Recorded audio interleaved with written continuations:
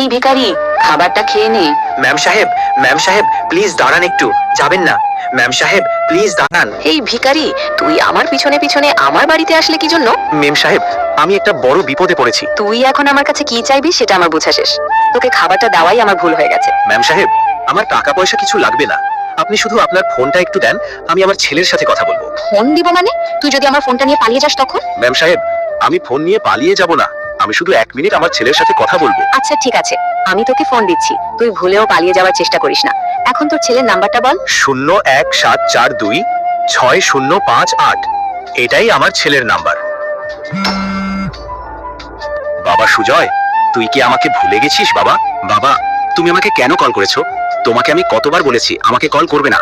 আমার বউ যদি জানতে পারে তাহলে আমার সংসারটা কি থাকবে? বাবা সুজয়, আমি রাস্তায় রাস্তায় পাগলের মতো ঘুরতেছি, তুই বউয়ের জন্য বাবা এভাবে রাস্তায় ফেলে রাখবি? এরপরেও সুযোগ